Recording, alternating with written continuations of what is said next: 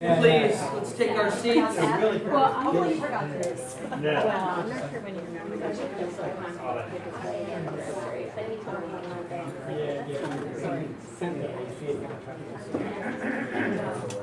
Okay, we're going to continue. It's 1 o'clock, and I want to make sure that you all get to leave at the correct time. Everybody have a nice lunch? Yes. Good. I need you happy. Okay. I am so much funnier when you're happy. Okay. This presentation is printed in New Media Mix. We're going to be talking about what's happening in the larger integrated market. We're going to talk about new business models. We're going to be talking about really how we have to change how we are looking at marketing, and more so how we're looking at communications. Okay? For me, obviously, how that relates back to print, working for a paper.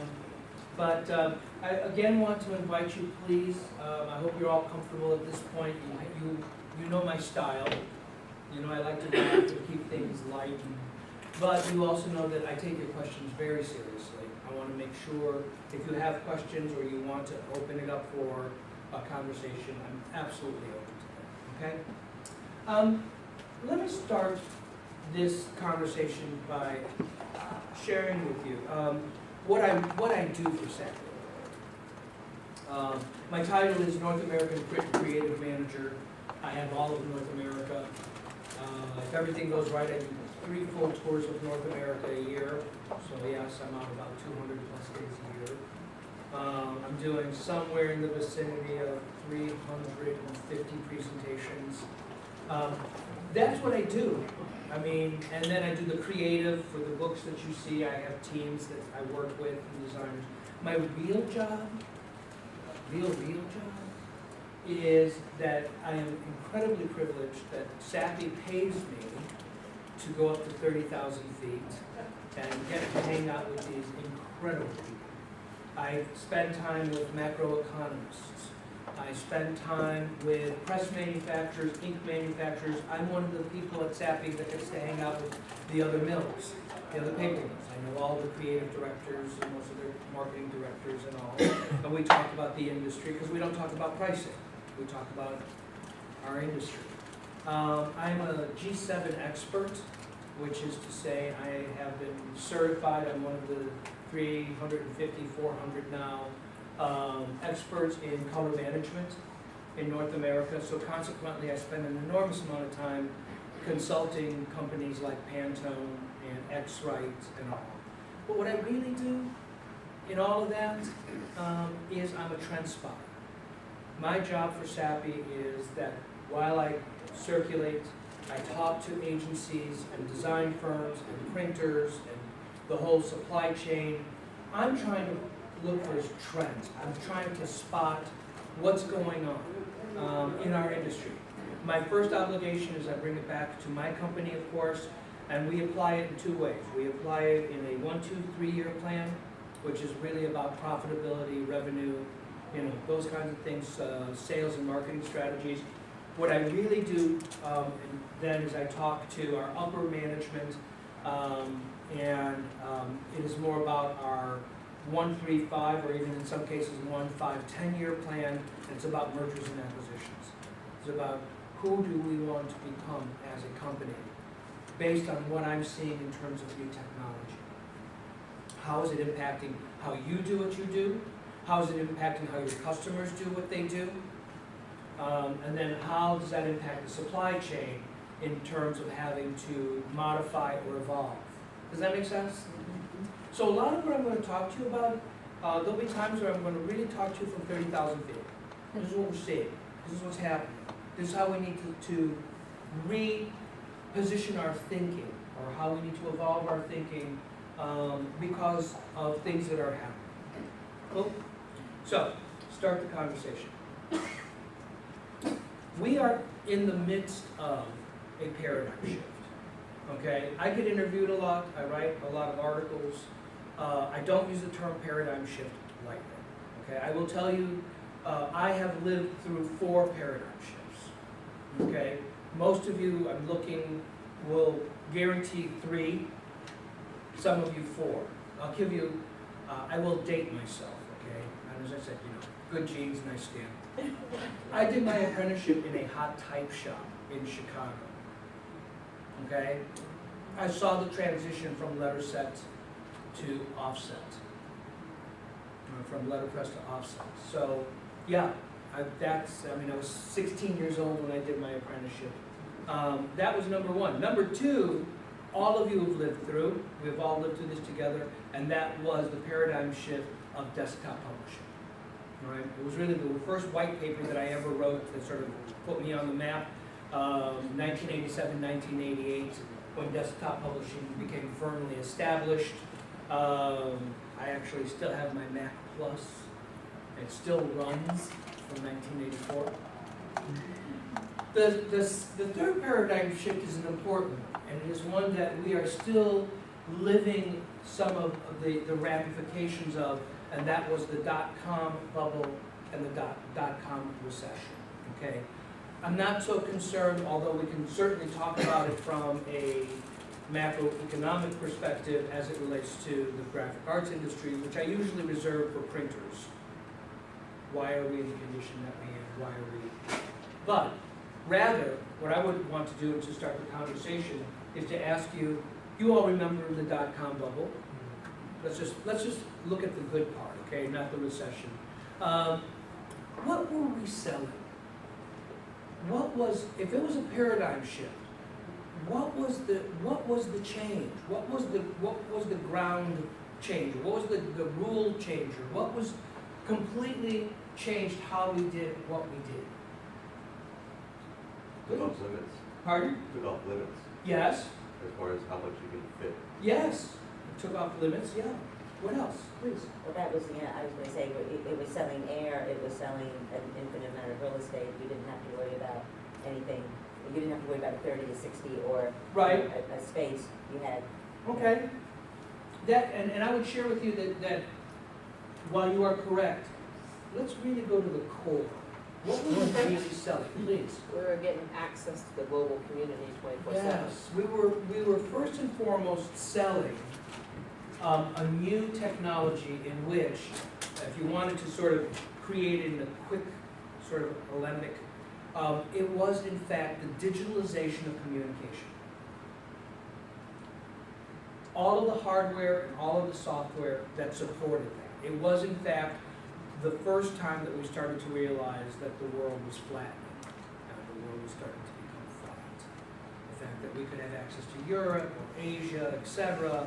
But it really, it was in fact the World Wide Web. It was the internet, okay? It was what we started to identify as alternative media, okay? Very, very important, because it changed how we did what we did. Now, in the course of that, by the way, yes, there were all kinds of schemes, there were all kinds of selling packages, and by the way, 80% of the companies that were trying to bring products to market during that period no longer exist. That whole selling of, air, that whole selling of vaporware, etc., cost us $7 trillion, by the way. So, yes? Are you referring, for example, to internet companies Yes. like Mozilla and Yes. we can name them Yes. all? Any other thing you have in mind? Because I'm just trying to do a No, quick read. I mean, there were so many different companies who had so many different new ideas of how the internet should be used, how the World Wide Web should be used. In fact, if you think back then, we had basically rudimentary email, we had fax, pagers, cell phones not quite, okay? You had the very, very earliest inklings of Netscape, AOL, okay? But companies like Apple, companies like Cisco, companies, Microsoft, all of those were starting to become truly defining themselves as the giants that they would become, okay? A lot of it was inherited. just by attrition, the ones who did not make it, but a lot of them just had brilliant ideas, okay? So, what I want you to take away is, if the last paradigm shift that we had lived through was, in fact, the digitalization of communications, and I'm sharing with you, we are at a tipping point right now in a new paradigm shift, which is, in fact, the democratization of communications. Does that make sense?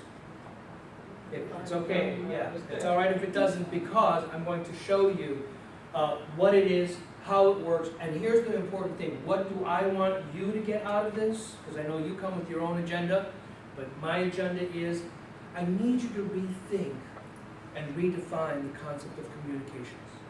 I also need you to rethink and redefine who manages that, who influences communications. Okay, and what kind of technology is coming at us, or is existing now, that in fact is going to impact that for us as communicators and for our customers and our client base. Okay, so Before you start, yeah, as part of your discussion here, I don't know if you want to talk about this, but I think it would be interesting to know also yeah, please. who would be the next losers, basically. You mentioned that like 80% would Well, lost. So yeah. here, I don't know if you can maybe try to think, No. what are the things that are now not going to last, Right. you know, like fads, Well, kind of disappear? Okay, for a moment, imagine, I am doing that on purpose, by the way, okay? I want to push this back a little bit so I can. Imagine that you are printers, and imagine, as I said, I do this for printers, for a print audience, I do this for designers, such as yourself, communicators, etc. I have a wonderful opening for my printer speech, and I think it'll really make a huge impact on you. And the speech is, or the opening is, I'm privileged that I work with these amazing macroeconomists and leaders in our industry, and in some cases I'm actually considered a part of that group, okay? Years ago, I had heard a figure that I used to use in my seminars, and that was that we lose 1,500 printers a year. Our worst year, by the way, was in fact 2009. We lost over 3,500 printers, okay? But to give you a sense, and I'm leaving you for a reason, to give you a sense of why that's important, we started in the late 90s, and I'm not going to give you all the macroeconomics around this. We started in the late 90s with 67,500 printers. We have been losing 1,500 printers per year, with our worst year in 2009. We also had a couple of really bad years earlier coming out of the dot-com recession, but just for conversation's sake, okay? And here's the interesting part.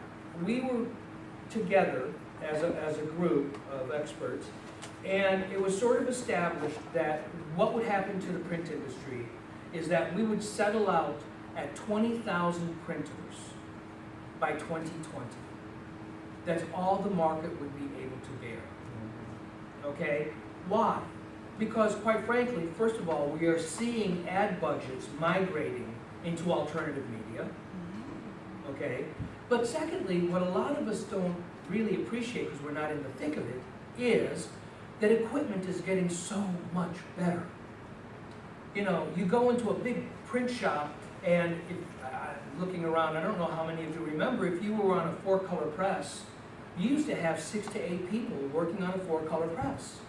One person for each color, someone feeding the paper, 2 people in the front, you know, and then one person just running back and forth, you know, sort of what was known as the printer's monkey, running back and forth, giving instructions, because it wasn't like we had, you know, intercoms or anything. Somebody said, tell them that I need more paper, or, you know, whatever, and they'd run back and they'd go on.